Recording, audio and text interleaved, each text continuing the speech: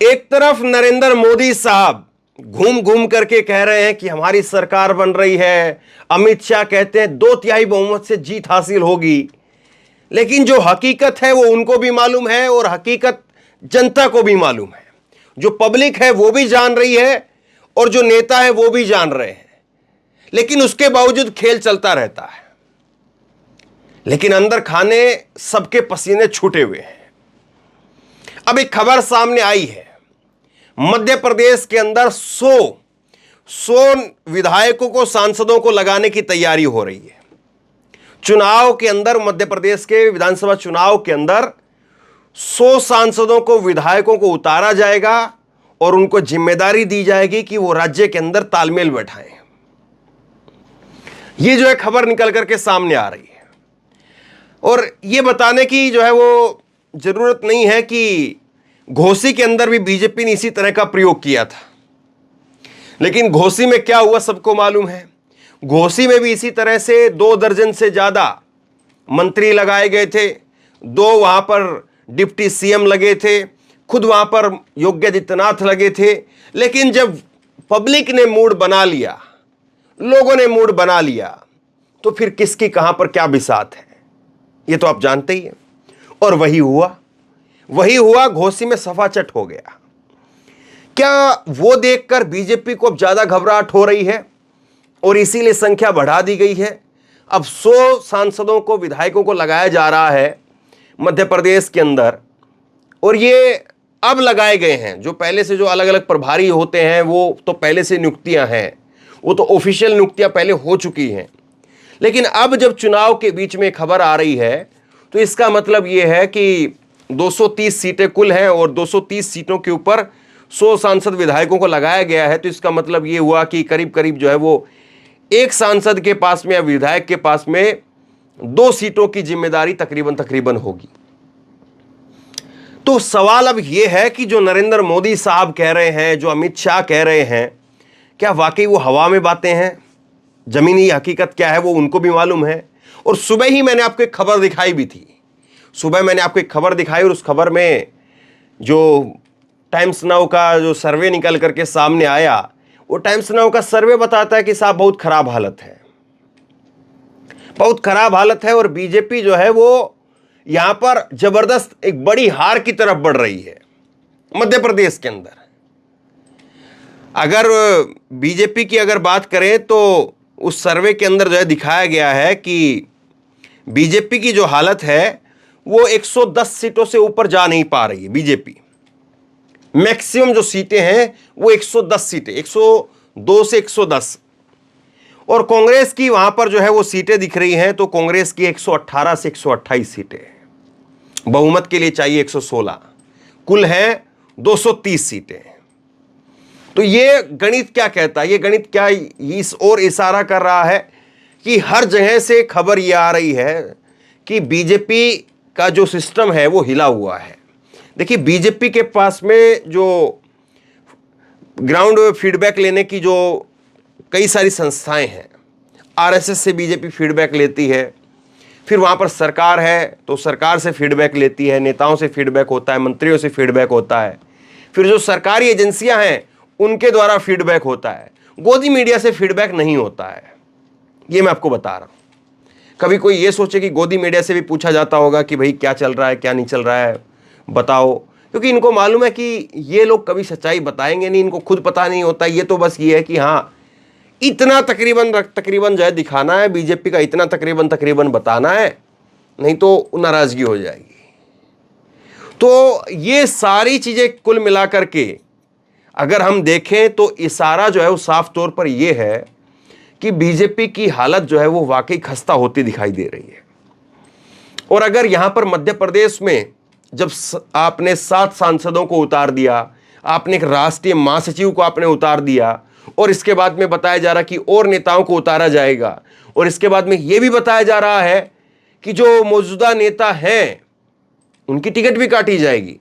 जैसे ये खबर जो है यशोधरा की देखी, यशोधरा राजे सिंधिया ने कह दिया कि स्वास्थ्य कारणों की वजह से वो चुनाव नहीं लड़ना चाहती है, और अब बताया जा रहा कि कई और नेता हैं ऐसे ही कतार के अंदर जो अपने आप से अपने हथियार डाल करके सरेंडर करके निकल जाएंगे।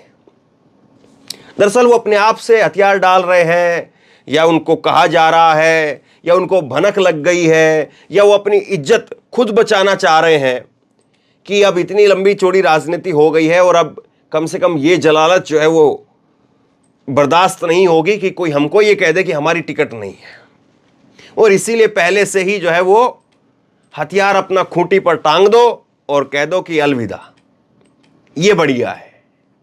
लेकिन सवाल अब एक और खड़ा होता है। सवाल अब ये खड़ा होता है कि अगर मध्य प्रदेश में इस तरह की हालत है और ये सब कुछ करने के बाद में भी, क्योंकि सब कुछ का मतलब ये हुआ कि आपने अपने सांसदों को लड़ा दिया, आपने सिंधिया जैसे जो नेता थे उनको तोड़ करके ले आए, सरकार उनके बलबूते पर जो आपने जरूर बना ली, लेकिन वो सब कुछ जो है वो बीजेपी के लिए एक दगे हुए कारतूस से ज़्यादा कुछ जो है वो ज़्यादा उसकी वैल्यू दिखाई नहीं दे रही है। और शायद यही वजह है कि बीजेपी को अब जो है वो हर संभव कोशिश यहाँ पर करनी पड़ रही है। नरेंद्र मोदी साहब आते हैं तो वो कुछ और चीज़ें जो है वो दिखा करके जाते हैं, कुछ और चीज़ें जो है बता करके जाते हैं, और उसके बाद में जो है अमित शाह आते हैं तो कुछ और बताते हैं, नड्डा आते हैं तो कुछ और बताते हैं, लेकिन ज़मीनी हालात जो है वो सबको पता है। ज़मीनी हालात क्या कहते हैं? ज़मीनी हालात ये बताते हैं कि शिवराज सिंह चौहान के नाम पर एंटी इनकम्बेंसी है। उसके बाद में नरेंद्र मोदी का जो एक वक्त में गोदी मीडिया कहती थी कि करिश्मा चलता है, मैजिक होता है, मोदी मैजिक है, ये है वो है, सब कुछ अब धराशायी हो चुका है, सब कुछ अब बीते जमाने की बातें हो चुकी हैं, कहीं पर उसमें कोई दम अब बचा नहीं है। और दूसरी तरफ जो है, एक तरफ तो बीजेपी ढलान पर दिखाई दे रही है कि बीजेपी का लगातार जो है वो यहां से गिरावट दिखाई दे रही है। बीजेपी की आप नरेंद्र मोदी की रैलियां देखी हैं हमने, नरेंद्र मोदी की रैलियों में कुर्सियां खाली पड़ी रही, अमित शाह की रैलियों में और शिवराज सिंह चौहान की रैलियों में। दूसरी तरफ अब राहुल गांधी और जो है प्रियंका गांधी, उन्होंने कमान संभाल ली है। राहुल गांधी और प्रियंका गांधी जब कमान संभाल रहे हैं तो यहां पर स्पष्ट तौर पर जो है वो दिख रहा है कि अभी राहुल गांधी आ जाए, उनकी एक रैली हुई और रैली के अंदर अच्छी खासी भीड़ थी, और इसके साथ साथ जो है वो प्रियंका गांधी वो भी आ रही है, और राहुल और प्रियंका ने कुल मिलाकर के मालवा और निमाड़ की 66 सीटों के ऊपर अभी पहले फोकस किया है। तो एक ही चरण में वैसे चुनाव होना है, मध्य प्रदेश में अलग अलग चरण में चुनाव नहीं होता, छत्तीसगढ़ में 2 चरण में चुनाव होगा। वहां पर जो है वो नक्सल प्रभावित क्षेत्र की वजह से 2 चरण में चुनाव होता है। बाकी चुनाव मध्य प्रदेश हो, चाहे जो है वो आपका राजस्थान हो, तेलंगाना हो, मिजोरम हो, सब राज्यों में एक ही चरण में मतदान होगा, गिनती सबकी एक ही दिन होगी।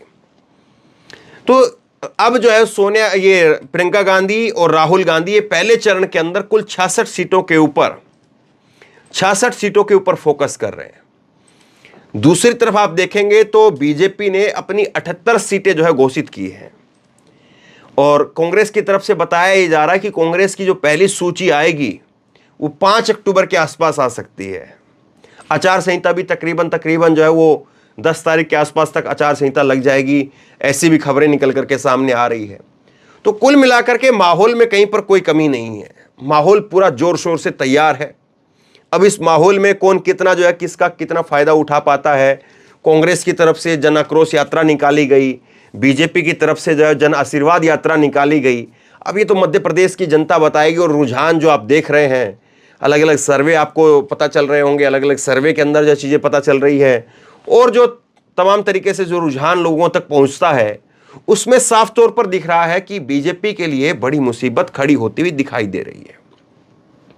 इसमें जो एक सबसे बड़ी बात है, जो ध्यान देने वाली बात है, वो ये है कि ये मध्य प्रदेश एक ऐसा राज्य है जहां पर बीजेपी को उम्मीदें दिखाई दे रही थी, क्योंकि आप देखेंगे तो एक ही राज्य ऐसा है जिसमें सरकार में है। इन 5 राज्यों में जहां पर चुनाव होना है, तेलंगाना में बीजेपी तीसरे नंबर पर है, और उसके बाद में जो है वो तेलंगाना नहीं, मिजोरम में भी सरकार में है। उसके साथ साथ जो है वो बीजेपी जो है वो छत्तीसगढ़ में जो है वो सरकार में नहीं है, राजस्थान में सरकार में नहीं है।